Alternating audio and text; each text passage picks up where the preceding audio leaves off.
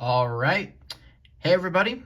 Spydeco64 back here once again with yet another NASCAR 164 scale diecast review. And this is our review on the William Byron Daytona 500 win. Well, I have something really good to say about this car. It turned out pretty good. Now, yeah, it still has a bit of an oopsie here, but however, though, that's perfectly fine with me. Honestly, I'm content with it. So, yeah, for any of you that are still wondering, I had some issues with this car. Well, yeah, the last one was a big oopsie.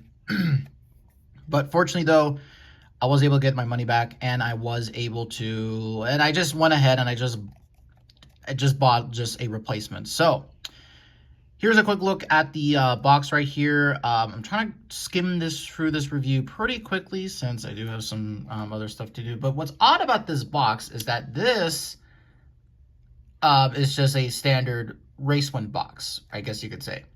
Here's the Kyle Larson one from the Hendrick for the Las Vegas win. And it has all the special Hendrick Motorsports 40th anniversary crap on there and all that sort of stuff. So I guess they made a last minute change if I really have to guess. However, though, it still, was a pretty, I really don't care just because, I'm going to, just throw away this box anyway. But anyways, though, here's a quick look at the box. It's really similar to the AJ Allmendinger one. You have Cup Series 2024, Hendrick Motorsports, William Byron. This QR code, we'll see what that is. NASCAR logo. Man, it's been a really tough day to be NASCAR, eh? Boy, we'll talk about that. That's a discussion for another video. But here is William Byron's number 24 Daytona 500 win. And overall, I gotta say, I have had a lot of problems with this car. Of course, I had a really big defect with the front headlight, and it seems as if this is on all the William Byron Daytona 500 wins. So it's just always going to look like that. But this is, of course, however, though, this is, I guess you could say, this is acceptable. Now, that shouldn't really still be the case because I do think that Lionel, that thing was just, that one I have, oh my God, that was just unacceptable. That's just unfucking acceptable. But anyways, though, finally, let's have a look at the Daytona 500 win. Of course, this is William Byron's maiden 500 win, as, of course, the kid who started his racing career on a computer, of course, has amounted to, nearly 15 Cup Series wins up to this point, and has won the Daytona 500. And this is the fourth time, or this is the return of the number 24 car in Daytona 500 victory lane since 2005 when Jeff Gordon won his last one. And then the first time that HMS has won the 500 since Dale Jr. So that's a little bit of a Larry McNugget, as I guess you would call it, and all that sort of stuff. So overall, just really a really cool looking diecast. Now, this car, or I guess I should say this paint scheme, is a little bit controversial in a little bit here. Now, of course, as you can see here, this is the main Exalta scheme. I think this is only run once in the Daytona 500, and then that was it. Like, this scheme has never run since then. I think it's going to run in one of the future playoff races, but however, though, I'm not so sure if it is. But I do got to say, though, I mean, it is a really nice scheme. It's just, admittedly, in all honesty, though, out of all his Exalta schemes, from his paint scheme, what was the other one? When he first started his Cup career, he of course drove that Jeff Gordon. They basically brought back the Jeff Gordon Exalta flames from when he ran in 2014 and 2015. And then in 2021, up to that point, that was probably the best Exalta scheme. And then they have this, which just kind of... Yeah, I mean, admittedly, I kind of just think that it's just not as good as... It's good, but it's just not that great. I think that's the proper term I'm trying to say about this paint scheme. But of course, you know, I think for a lot of people, they're going to buy this because of all the shit covered in confetti. So that's probably the reason why. But with that being said, let's go ahead and have a look at the sponsors. So it would have a Chevy logo, and you see there it would say William Byron. Of course, you know, it's just shit covered in confetti. And then you got Exalta right here, or you can barely see it. And here's the Chevy Camaro front nose, and just, I can't win with this, but again, that's acceptable. I'm not going to fight it anymore. Fuck, screw it. So there you go. You got number 24, says Hendrick Motorsports right there, Sonunco. Let's actually talk about this side here.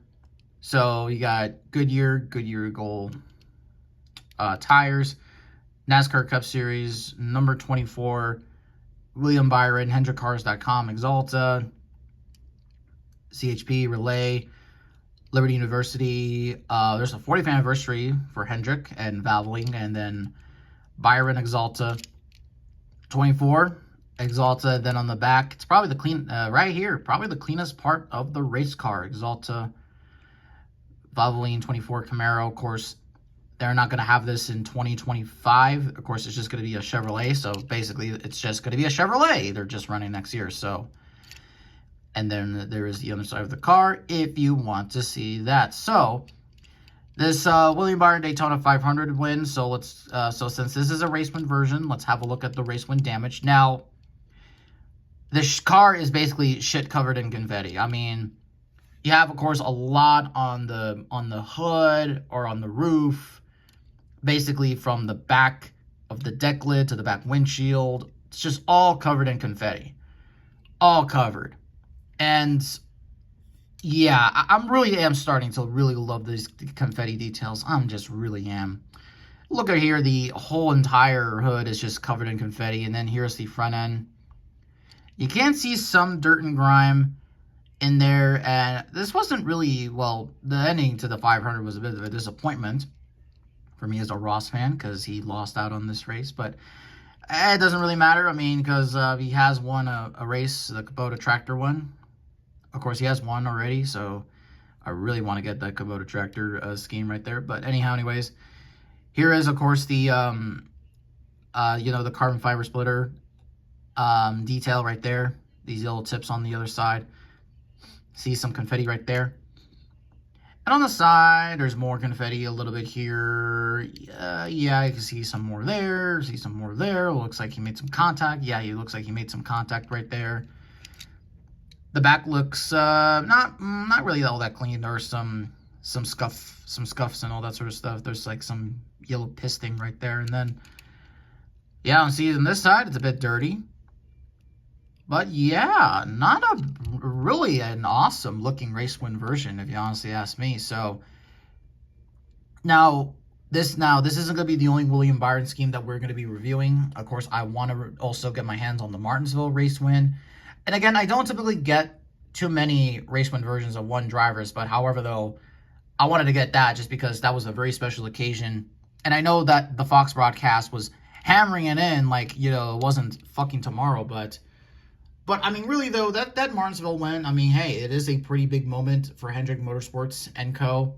You know, them going back to, of course, Martinsville and where it all started, and then basically William Byron getting it for the number 24 in camp. So that's pretty cool. So, but again, though, this Exalta scheme, I actually haven't really bought in a race win Exalta scheme. Most of the ones I've bought is the, see there's the 24 Vegas win. I really love this one. That's a really cool, badass, it's a badass looking scheme. I love that one.